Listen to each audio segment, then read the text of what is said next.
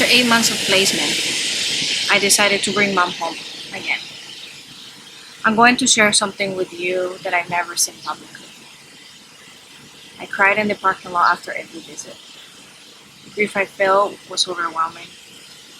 I mourned the end of a shared home life, this shift of family roles, and I got to witness mom's decline faster than ever.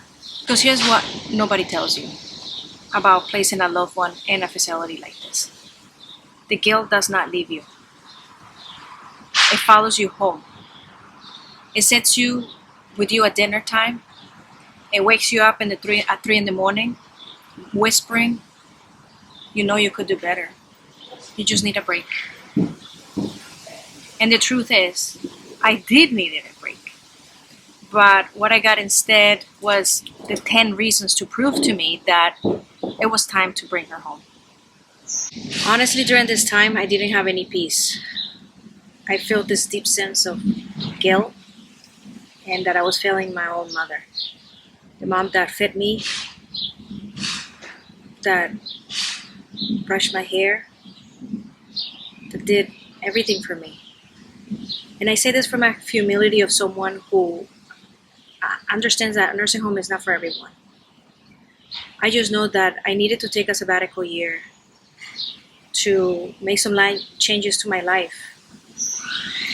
What I call my sabbatical year took months of seeking, healing, praying, and asking God, is this the end for mom? But God drew closer, and He helped me cope with the unpredictability of it all. This was a process. It was not overnight. Then came the day I never forget. I picked up my mom from the nursing home for a routine dental visit. It was simple, right? But on the way there, I noticed that she was breathing heavily. She didn't want to walk long distances. And this is someone who still enjoys moving around. When we got to the office, she collapsed on me. It was terrifying. We rushed to the ER and discovered that she had a pulmonary embolism.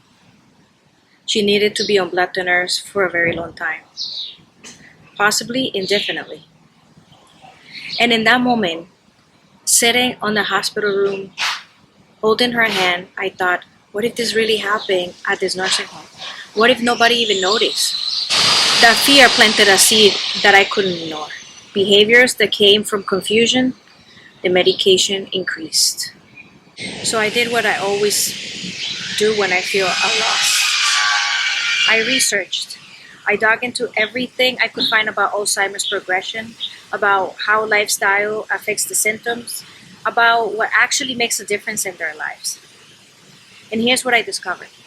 The symptoms can be influenced by changing your lifestyle, sleeping more, lowering your stress, introducing a healthy lifestyle, supplements, doing brain games, giving the brain something to fight for. Unpredictability with anxiety throughout the day is still very real. God gives me ideas and He helps me cope with it.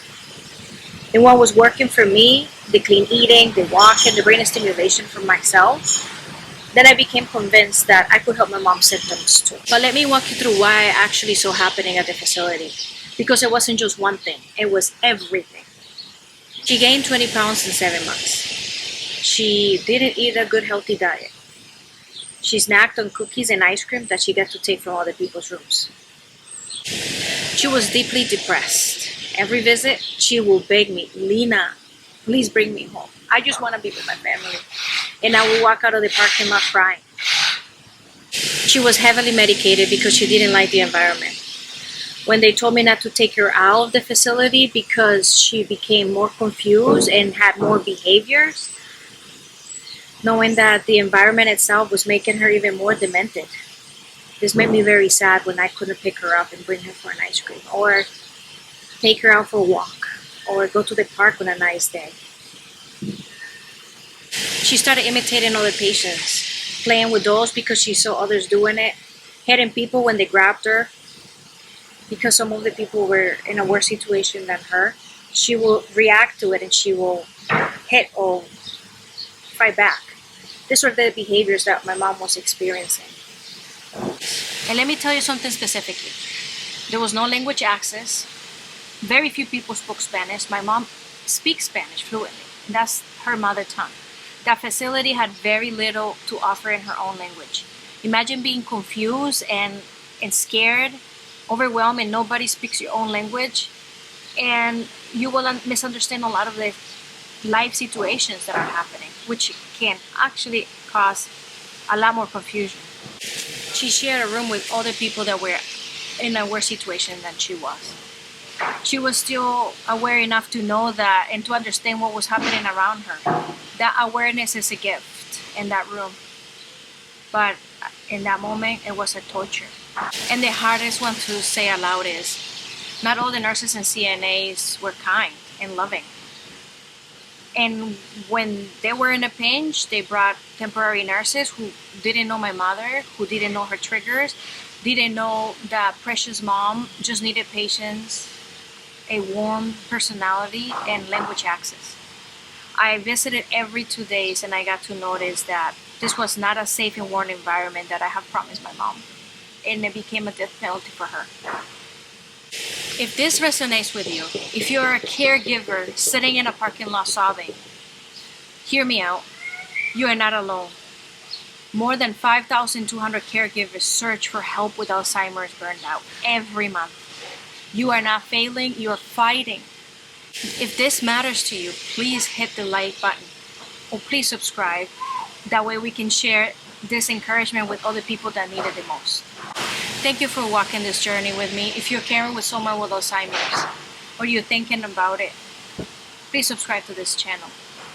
I share everything that I'm learning, from meal preparation to how to manage difficult behaviors or activities that are working for mom and I, and how I keep her safe.